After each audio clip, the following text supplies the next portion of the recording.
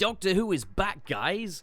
Russell T Davies, the writer of Doctor Who, has agreed to write one more episode for Christmas 2026 after Disney have backed out of the project entirely. A decision we were told would not be made until The War Between the Land and the Sea airs. But I guess Disney just really weren't interested. And this news is something that has been met by the Doctor Who fanbase with kind of a, okay, yeah, take the trash out with you. But truth be told, we really don't know the ins and outs of what the Disney deal actually entail. We know that Bad Wolf did not have complete and total creative freedom over the show, but that the Disney deal would also give Doctor Who a more sustainable budget. There's a lot of ifs, ands, or buts here. But I can safely say that part of what brought down the filmmaking of the recent 2 seasons of Doctor Who was actually being on a higher budget, and it's partly because they didn't work with that big budget in any meaningful way. Previous limitations on Doctor Who's budget led to innovative filmmaking decisions with the lighting and the framing and just the way the scenes are blocked. With a big budget, we noticed that become very lazy in the recent seasons. It's conjecture, but going by the way the 60th anniversary specials, which were produced by the BBC, looked, next to how the Disney seasons looked, maybe this is one we can chalk up to Disney. We're also aware that a lot of Disney programming uses that framed for social media reels shooting style, which I absolutely loathe. So ironically, it may just end up looking better with the BBC and Bad Wolf funding as opposed to the Disney one. But the biggest and most egregious problems with this era were mismanagement and also the writing.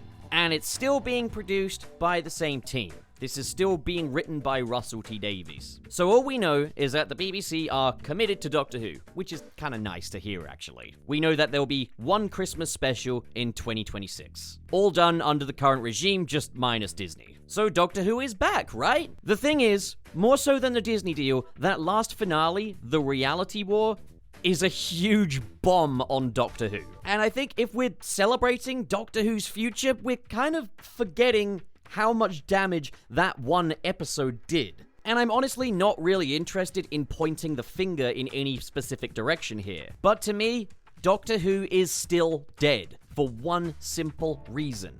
There is no way forward, because the show has a giant gaping open wound, and that is called the 15th Doctor. I do not think I'm ever going to be excited about Doctor Who ever again for the simple fact that the 15th Doctor wasn't done. And now we know that that 2026 Christmas special is obviously going to explore the Billie Piper Doctor, which BBC head of drama Jane Tranter has referred to as Rose Tyler quite explicitly, so there's definitely going to be some shenanigans going on there. We know that we're in for another romp through the good old days, while I'm still fixated on the fact that Ncuti Gatwa was not done. Despite what was said in the Doctor Who Season 2 epilogue, the 15th Doctor's arc was not about children, it was about family. Yes, I'm having an argument with the actual writer of these episodes here, but it's quite clear that family was the theme, not children. In how we've explored that the Doctor's family tree is non-linear, that the 15th Doctor was probably the one to start the family lineage, which brought us Susan Foreman. The 15th Doctor still has a lot of old wounds pertaining to the fact that he's never revisited Susan before. And we were building up to that. And that story felt like it was reaching a fever pitch with the Interstellar Song Contest, only for the Doctor to regenerate 2 episodes later with that going completely unaddressed. Ruby Sunday's entire character arc was about family. It's quite clear that that god-awful line from Kate Stewart about sometimes she thinks we're all the Doctor's children was clearly meant to be a band-aid on that, to say, yeah, it's still about family. Don't worry, the Doctor still has a family. We didn't get that family reunion with Susan, but it doesn't matter because the Doctor has a family. A government military organization family with a huge death laser pointed at the human race. Lovely. But it does matter, because that clearly wasn't the intention. And again, I'm not holding that against Russell T Davies necessarily, because it's obvious that that episode did not go to plan. At the end of the Robot Revolution, Belinda Chandra deconstructs the Doctor, suggesting that maybe the Doctor's a bit of a narcissist. YouTuber Stu Bagful has actually done an incredible analysis of that in his He Who Moans video on Season 2. I highly suggest watching it. In fact, just go check out his entire channel. He's one of the smartest people on this platform. Like, once you've seen him talk about anything, you'll see what a fraud I am. But we were clearly setting up an arc there. And maybe that torture scene in the Interstellar Song Contest, no matter how distasteful that was optically, was meant to feed into that arc. But again, it's an arc that doesn't really have an ending, and I think Belinda telling the Doctor how wonderful he is was meant to be a band-aid on that, but no, it's just awful writing. We had a whole Doctor here who simply wasn't done, and I cannot accept that. I am not ready to move on.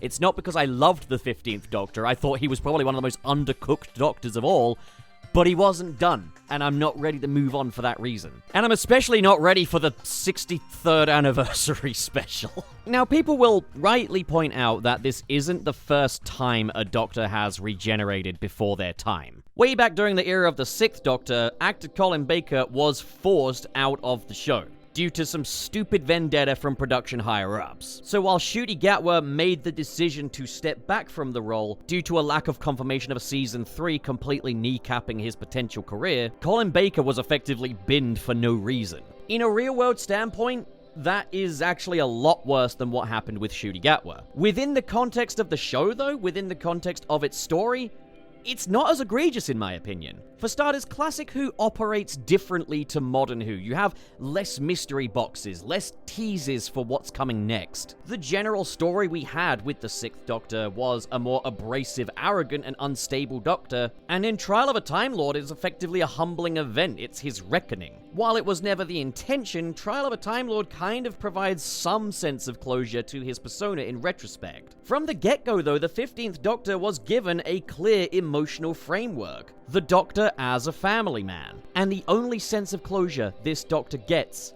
is a line of dialogue about how UNIT is the Doctor's family. The Doctor regenerating to give his daughter a chance at life could have actually been an okay way to close out the 15th Doctor's era had it come after the story was actually told, but it wasn't. Plus, the 6th Doctor also met the Daleks and the Cybermen during his tenure. 15 did not. And let me just say, the big three villains, the Daleks, the Master, the Cybermen, at least one of those is absolutely essential for any Doctor. Those characters show us who the Doctor truly is. Their interactions with the Doctor add depth to that character that is not present with Ncuti Gatwa's 15th Doctor. At least Paul McGann's Doctor met the Master in the Doctor Who TV movie, and then of course you've got Big Finish, which really helped out a lot there. But also, these were things going on in the 80s and 90s. We shouldn't still be doing this. What are we doing here? So we got a couple of problems here then for moving forward. Beyond just the Rose Doctor, the 15th Doctor is an open wound on Doctor Who's history. He's not a past Doctor, he's an abandoned Doctor.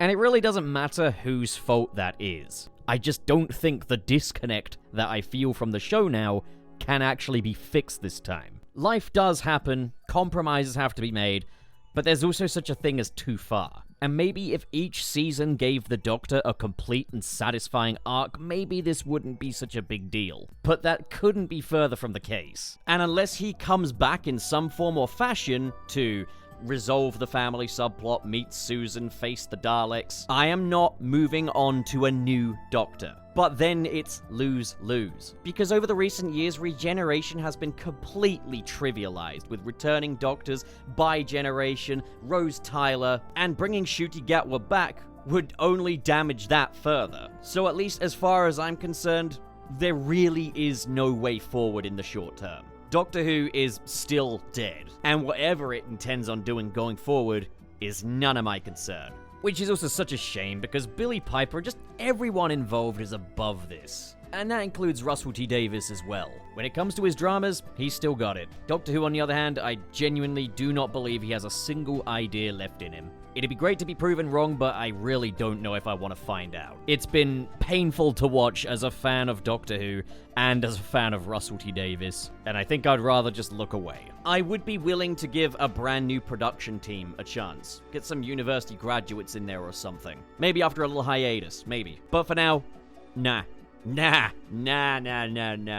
Can we also just point out as well that with the Disney deal, Doctor Who made it onto the world stage and completely embarrassed itself. This isn't a healthy show. It's bleeding out, it wasn't always the plan, and I'm sick of it. It should not be this fucking difficult to get Doctor Who to work in the modern day. And it was like, oh yeah, Doctor Who has its good episodes, it has its bad episodes. Some writers are more popular than others. Yes, some of the quality took a hit during the Chris Chibnall era. And to an extent, I can stomach all that, but when we've literally got, like, a whole Doctor's era, where the Doctor jumps out of David Tennant's chest, promises the world, delivers nothing, and dips out. Maybe it's still on the air, maybe they're producing new episodes, but it's dead. Party's over, I'm not bargaining, it's dead. If you're ready to move on, if you're still excited, by all means, please do relish that excitement. At the end of the day, the world kind of sucks, so if a TV show can bring you joy, why deny it? But it's not bringing me joy, so as far as I'm concerned, it's dead.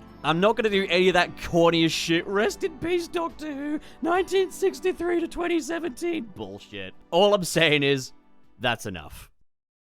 Thank you, patrons, especially the ones in the $10 and above tiers. We have Just Another Evil Robot Clone Seeking Revenge, Xanderwolf, Ghostly Phantom, Twilord, KB, Sad Goku, Dare Denny, Kale Bennett, my last name was a reference to the... couldn't even fit it in the whole thing.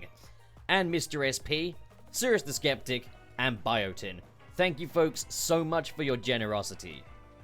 We got the $5 tier as well, who are Joseph Tribble, Pressplated Jason, Gideon Wells, Basic Content, Ben Raven, Reese Burns, Manalza, Goat Cannon, Litzy, Silver, Josh Strider, Grant Allen, Marv Animation, Cho Henshin, RT0, Carl X, SSS06, and Vera Wild. Thank you folks so much for your generosity, and to you, dear viewer, for watching this video, which is now over.